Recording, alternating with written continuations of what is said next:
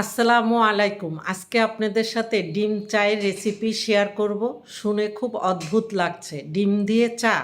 হ্যাঁ, বড় বড় হোটেলগুলির থেকে আমরা অনেক চড়া দাম দিয়ে এই ডিম চা কিনে খাই। আমি একজন এক্সপার্ট শেফের কাছ থেকে পারফেক্টভাবে ডিম চায়ের রেসিপি শিখে নিয়েছি।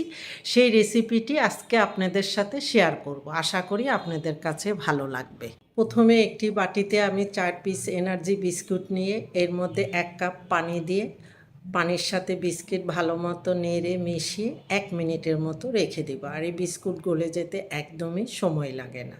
আর এদিকে আরেকটি বাটিতে আমি শুধু ডিমের একটি কুসুম নিয়ে কুসুমটা ভালো মতো ফেটিয়ে নিয়ে সাইডে রেখে দেব।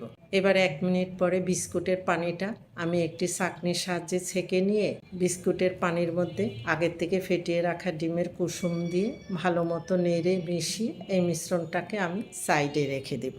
আমি যে কাপ দিয়ে চা পরিবেশন করব সেই কাপ দিয়ে 3 কাপ পানি দিয়ে দিচ্ছি। আর আগে বিস্কুটের সাথে 1 কাপ পানি ব্যবহার করেছিলাম। টোটালে 4 কাপ পানি ব্যবহার করছি। এখানে 3 টেবিল চামচ গুঁড়া দুধ দিয়ে দিচ্ছি। ফ্লেভারের জন্য এখানে 2টি সবুজ এলাচ আমি মুখটা একটু ফাটিয়ে দিয়েছি, এতে ফ্লেভারটা ভালো আসবে। এখন মিষ্টির জন্য এখানে 1.5 টেবিল চামচ কনডেন্স মিল্ক ও 1 টেবিল চামচ খেজুরের গুড় দিয়ে দুধের সাথে ভালো মতো নেড়ে মিশিয়ে নিতে হবে। আর বড় বড় হোটেলগুলিতে এই ডিম চায়ের মধ্যে চিনি অথবা কনডেন্স মিল্কের সাথে কিছুটা খেজুরের গুড় ব্যবহার করে, যার কারণে ফ্লেভারটা খুবই ভালো আসে। তবে বোঝা যাবে না যে আপনি এখানে গুড় ব্যবহার করেছেন।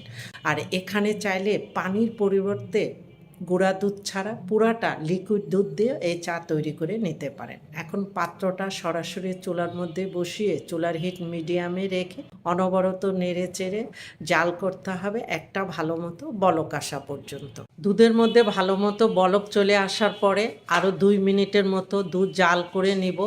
2 মিনিট দুধ জাল করে নেওয়ার পরে আগের থেকে রেডি করে রাখা ডিমের কুসুম ও বিস্কুটের পানিটা দিয়ে দুধের সাথে ভালো মতো নেড়ে মিশিয়ে আরও 1 থেকে 1.5 মিনিটের মতো জাল করে নেব।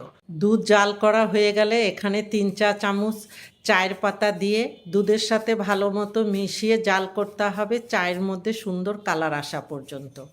এখন দেখেন চাটা আমার একদম রেডি। এখন এই চায়ের পাত্র আমি নামিয়ে একটি পাত্রের মধ্যে আমি ছেঁকে নিয়ে গরম গরম চা আমি পরিবেশন করব। এই গরম গরম চা এখন আপনাদের পছন্দ মতো যে কোনোভাবেই পরিবেশন করতে পারেন। বড় বড় হোটেলগুলিতে চা পরিবেশনের আগে উপরে এইভাবে একটু বিস্কুটের গুঁড়া দিয়ে দেয়। আপনারা ভালো থাকবেন, আমাদের জন্য দোয়া করবেন। আল্লাহ হাফেজ।